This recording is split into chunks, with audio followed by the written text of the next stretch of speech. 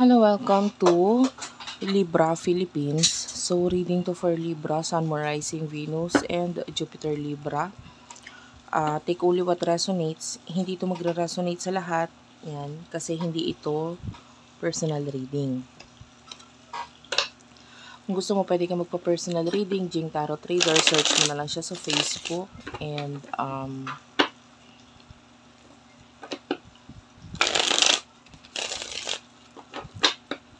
friend ko yun, guys. Hindi ako yun. Friend ko yun. Paki-like na rin or subscribe na rin yung kanyang channel dito sa YouTube, Jing Tarot Trader. And para sa ibang sa ibang channels, nandiyan na sa description box. And punta ka na lang din sa TikTok, paki-follow na lang din ako doon, Unicorn Princess Tarot. Let's start your reading.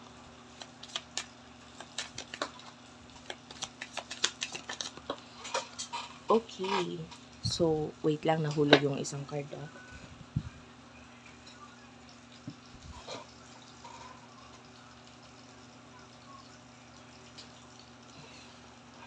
So, for Libra, you do have your crush journal and intervention. You do have here pretending. So, sa nakikita natin, maybe you are currently sad. I feel like you need help. No? Or, nakikita mo yung situation mo ngayon na parang hindi ka okay. You want to get out of your situation. I don't know if yung iba sa inyo, you might be reading books, pero, or maybe meron ka mga bagay na inaaral, pero parang hindi mo natututunan yung mga inaaral mo dito. Yung iba sa inyo, pwedeng, sa ngayon, hindi mo nakikita ng ganda yung situation mo. No? Yung iba sa inyo, nagtataray ka lang na mag-pretend or magpakita na parang okay ka lang. Yung conversation or pakikipag-usap sa iba, nakakakita ko ng mga kamag-anak Pwedeng pagdating lalo sa kanila, you're lying. Or pwedeng hindi mo masabi sa kanila na ikaw ay nasasaktan, nalulungkot. Maybe you're trying to be okay. Pero in reality, you are sad. No? You are not okay. I can see toxic people na isa pa sa nakakadagdag. Or maaring sila ang pinaka-main reason kung bakit ka nagiging ganyan. Sa ngayon, feeling mo mag-isa ka lang. Feeling mo walang makakatulong sa'yo. So, bakit pa kailangan mong i-voice out kung ano nararamdaman mo sa iba? Feeling mo naman di ka naman nila matutulungan. Diba?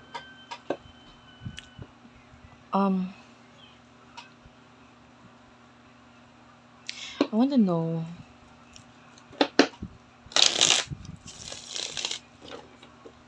anong messages for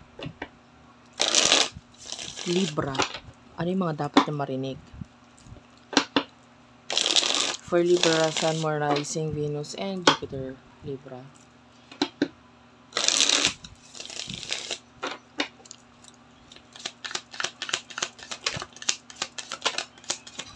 Ano yung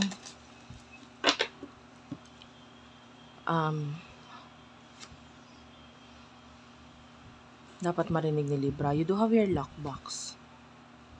Negotiator. Interview. Drama queen.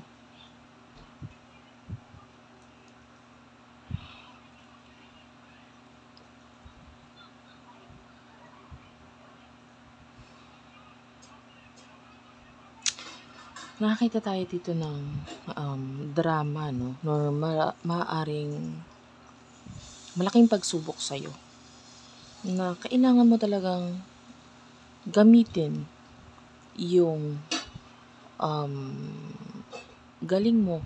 Or actually, I don't see this as your galing, but rather weakness mo na makipag-usap, makipag-communicate. Hindi ko yun nakikita na kaya mong gawin eh. No? Kasi you are not the kind of person na ipapakita yung iyong emotion, sanay ka nagmamatigas, or might be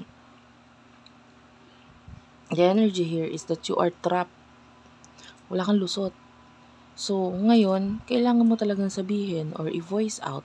I don't know if you have did something wrong, may ginawa ka bang mali or what. Kasi it's looking like the energy of you na kung may ginawa kang mali, you have to voice it out. Or kung itong emosyon mo ay hindi mo nakaya or ikaw ay talaga nalulungkot, kailangan mo yung sabihin. Kung may mga you have your obsession, hindi mo na kayang pigilan, or may mga bagay kang hindi mo nakaya ng pigilan, and you do have your access granted. So, this is you being fake sa harap ng iba, sa social media, and you do have your waves. In reality, you are not okay. So,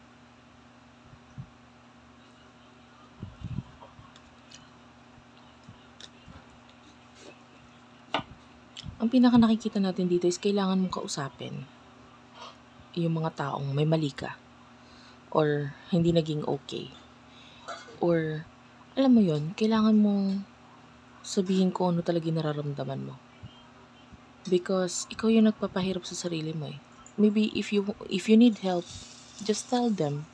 Or if you think na kaya mo naman mag-isa and you don't need anyone's help, just tell them. Diba?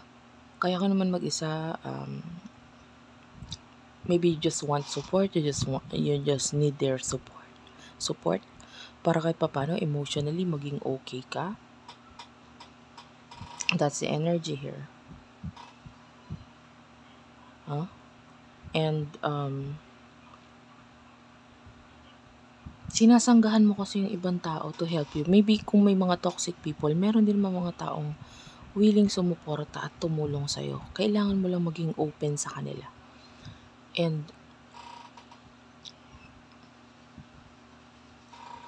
tell me more. You do have your on the table. Yan, nagpakita na to kanina actually. On the table is, it's like irreconcilable differences is here. And waves.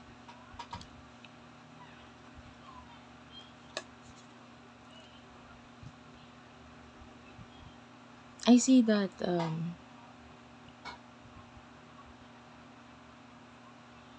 sobrang magkalayo or magkaiba yung inyong thinking or mindset nitong taong ito or mga taong ito. Kaya medyo mahirap mag-voice out eh. Kasi magkaiba yung thinking ninyo. And pagdating sa person na nagkakaroon ng conflict, maybe you need to tell these people your plan, your offer. Maybe you need to offer them something, or sabihin mo bigyan mo lang ng peace of mind na committed ka dito, na hindi mo to aalisan, lalayuan, tatakbuhan, whatever this situation is.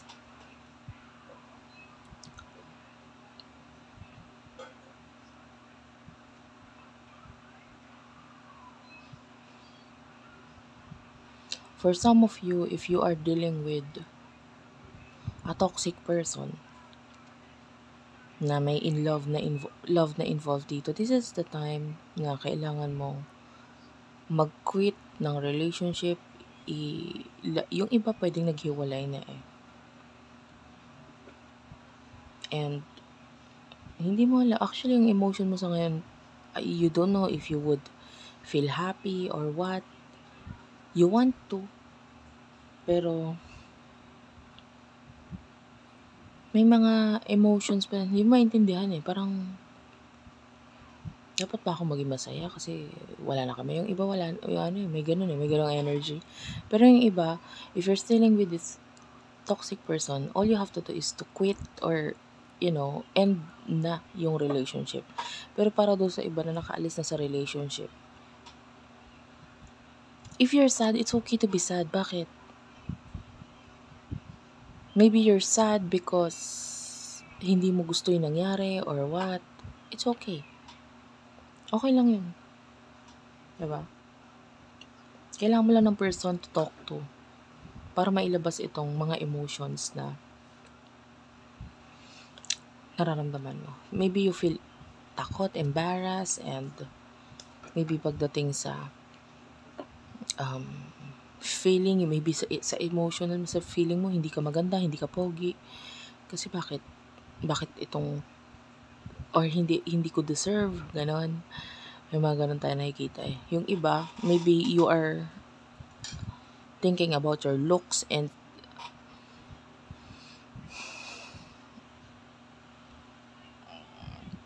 kung ano yung meron ka ngayon, parang hindi mo to ma-appreciate because of what these toxic people are telling you or nakita mo sa kanila or mga ginawa nila sa'yo. So parang kung ano man yung meron ka ngayon, hindi mo ngayon ma-appreciate. Yung iba, itsura yung tinutukoy ko. Yung iba, pwedeng kung ano yung mga meron ka, like material things or whatever, no, hindi mo ngayon ma-appreciate. And yun yung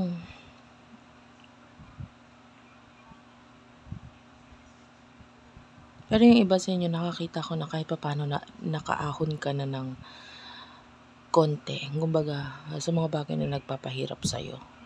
Mga bagay na itinatago mo. Yung iba pwedeng may mga nakaalam na, may mga kaya nga may mga taong willing to support you eh. So,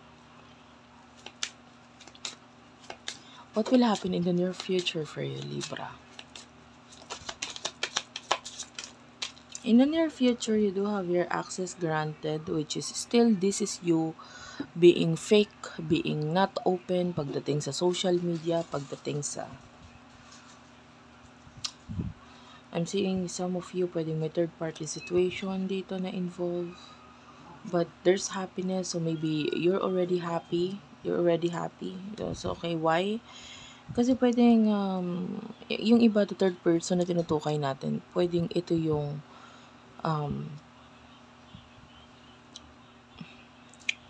coming towards you. I can see people coming towards you. And itong mga taong to, they are willing to accept you for who you are, and what you have. And I feel like it would feel like parang mali, parang hindi pwede, ganito, ganyan. But,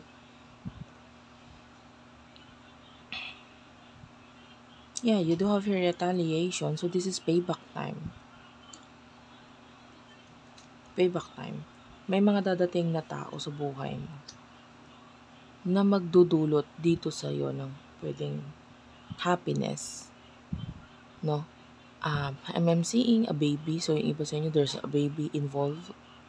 So, nakakita tayo dito ng itong taong ito, pag nakita nila, or yung mga toxic people na ito, or toxic person na ito, pag nakita niya yun, yung bagong taong papasok or dadating sa buhay mo, nagkakaroon siya ng realization, no, na parang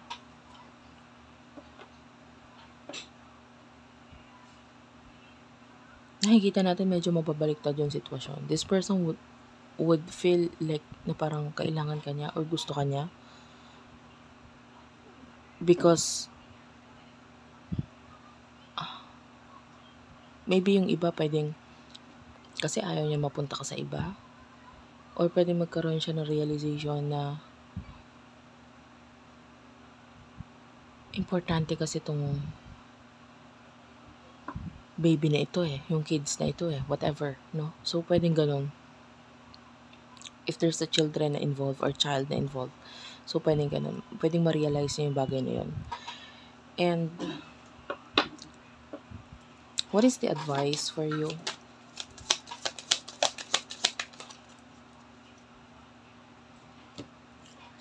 You do have your come together and grip. Well, the advice for you is to focus on yourself, kung paano mas aayusin. Maybe you need to be more healthy.